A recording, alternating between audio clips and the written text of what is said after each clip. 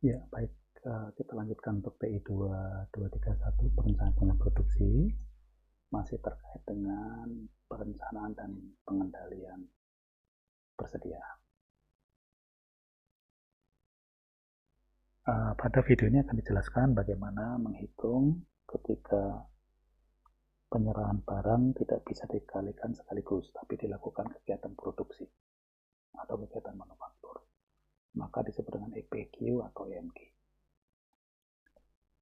Tentu saja ada perilakunya. Tentu kalau ongkos setupnya akan turun bila ukuran batch-nya naik. Maksudnya adalah ketika sini ukuran batch-nya Q-nya, maka dengan naiknya jumlah Q, maka ongkosnya akan turun. Nah, ini ongkos setup. Di sini rupiah ya, ini ukuran batch-nya Q-nya. Sementara sebaliknya, dengan batch yang makin besar, maka jumlah yang disimpan makin banyak. Nah, ini ongkos simpan. Sehingga kita harus mencari tentu saja ongkos yang paling murah di sini. Nah, ini adalah ongkos yang ada pula bintangnya di sini. Nah, itu yang ingin dicari. Jadi EPQ adalah bagaimana kita mencari biaya yang paling murah.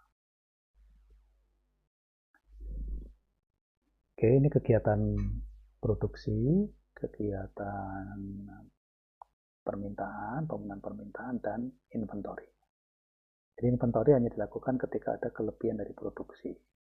Sebagai contoh di sini, ini ada demand-nya segini, produksi saya lebih tinggi, jadi produksinya 50, demand-nya 10, jadi sisanya disimpan 40 di sini.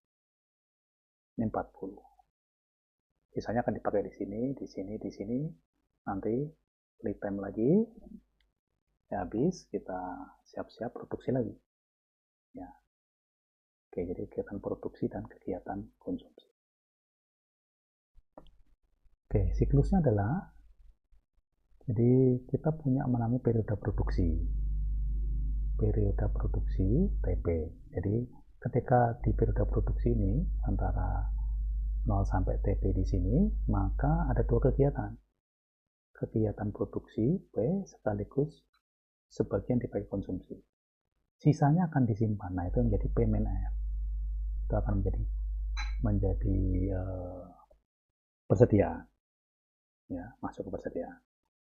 Ketika tidak lagi berproduksi, maka dipakai sampai siklusnya sampai. Ini waktu siklusnya, siklus EMQ-nya. Nanti mulai lagi prosesnya begitu. Ya, sehingga dari sini kita tahu jumlah persediaan maksimumnya adalah P min R dikalikan dengan P1 di sini, di sepanjang ini, PP. Kemudian nanti order point-nya di sini tergantung dari lead time-nya. Oke, sehingga P tadi adalah tingkat produksi, berapa kecepatan produksinya, P. Yang ini, yang garis biru, P. Kemudian ada lagi tingkat konsumsinya R. Itu yang ini, R. Ya. Sehingga nanti syaratnya adalah R harus lebih kecil dari P dan satuan R harus sama dengan P. Ya. Satuannya harus sama. Kalau per hari, per bulan semua. Kemudian PP periode produksi itu adalah yang warna hijau, periode produksi. Ini periode produksi. Sedangkan siklus antar produksinya itu T besar. Nah, T ini ya, T ini adalah antara sini sampai di sini. Nah, ini namanya siklus produksinya. Sehingga besarnya Q1 ini itu akan sama dengan Q1 akan sama dengan berapa lama berproduksi dikalikan dengan selisih antara produksi dengan R-nya Q1. Ya. Oke, itu jumlah di sana Q1-nya. Sedangkan lot produksinya Q-nya akan sama dengan berapa produksi dikalikan dengan TP dikalikan dengan P-nya. Berapa mana produksi dikalikan dengan kecepatan produksinya. Itu yang ini. Ya, oke. Baik, sehingga dari sini kita bisa hitung formulasinya. Berarti yang pertama ongkos beli. Ongkos beli berarti akan sama dengan berapa banyak demand per tahunnya, kemudian saya kalikan dengan harganya.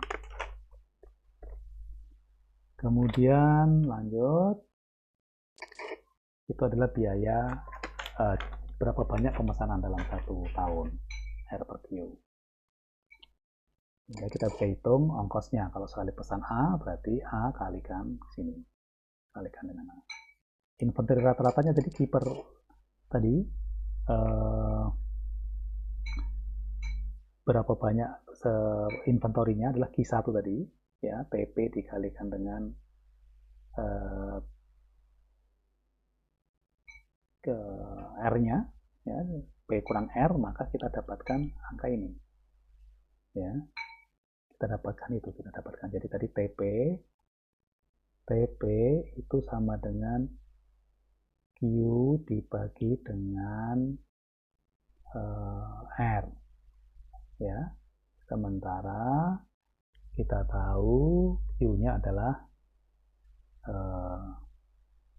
Q1-nya tadi adalah sama dengan TP dikalikan dengan Q P min R. Ya, jadi kalau kita mau hitung, jadi akan sama dengan P min R dikalikan dengan TP-nya. TP-nya adalah Q per R, maka dapat angka ini. Oke, jadi sekali lagi, ini didapat dari tadi ya, sama dengan Q1 dikalikan dengan TP. Ya. Oke, kita tahu TP itu sama dengan berapa Q dibagi dengan berapa kecepatan produksinya. Q1 sama dengan TP dikalikan dengan P min R. Nah, gitu ya. Jadi kita tinggal masukkan nanti Q1-nya tadi. Jadi ini akan sama dengan masukkan Q1-nya ini ke sini. TP-nya masukin ke sini. Ya, akan dapat nanti ya. Q1-nya akan sama dengan P kurang R dikali Q-nya kalikan TP. TP-nya adalah Q per P. Jadi dapatlah persamaannya itu dari Q P R, ini Q1-nya ya, P min R dibagi dengan P. Sehingga inventory rata-ratanya akan sama dengan dibagi 2. Ya. Q1 kali TP dibagi dengan Q1 dibagi dengan 2, dapat angka ini. Sehingga ongkosnya kita bisa dapatkan dikalikan dengan H, sehingga ongkos totalnya kita dapatkan. Ya, tadi dari ongkos beli, ya, ongkos pesan, ongkos nyimpan. Sehingga nanti kita cari, supaya kita mencari produksi yang paling kecil, kita turunkan TQ tadi, kita turunkan terhadap DQ. Kemudian dimanipulasi, samakan ruas kiri dengan ruas kanan, maka kita dapatkan formula produksinya. Sama dengan 2 kali RP tadi. Ya. Oke. Baik. Ini contoh kasusnya, berarti ini permintaannya adalah tadi R besar. Ini jumlah hari produksi berarti adalah N per tahun dengan tingkat produksi sebesar 100, berarti tingkat produksinya P. Lead time-nya 4. Ini L. Ongkos produksinya berarti itu adalah C. Ongkos simpannya ini adalah H. Sedangkan setup-nya itu adalah yang A-nya tadi. Oke, kita masukkan ke formula ini. Pertama, tadi P-nya sudah punya dari soal. Kita langsung dapat P-nya. Sedangkan R harus dihitung dulu, karena yang diketahui R besar. Dibagi dengan N, berarti 20.000 dibagi ini rata-rata sekian. A-nya 20, H-nya 10. Sehingga tinggal kita masukkan ke formula tadi, 2 kali P, ini P, berarti ini P. Dikali dengan yang 20.000 ini adalah R. Yang ini adalah A-nya. Ini tadi H-nya. Ini P, ini kurang R. Ini kita dapatkan angka 362. Nanti kalau dimasukkan ke total cost tadi, hitung total cost-nya akan kita dapatkan angka 10126. Nah, tentu saja kita bisa hitung juga jarak pemesanannya, kapan interval waktu pemesanannya. Jika frekuensi pemesanan sama dengan R per Q, maka jaraknya adalah seper frekuensi. Jadi sama dengan Q per R. Dibalik saja di sini. Setelah itu kita tahu Q sendiri sama dengan segini, maka kita masukkan P itu sama dengan Q-nya masukin dibagi dengan R.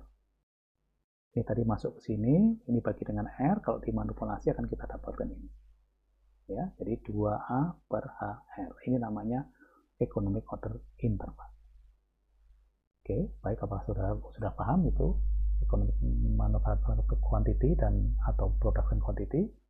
Bagaimana mengukur ukuran pemesanannya? Terima kasih. Kita akan bertemu lagi di materi selanjutnya.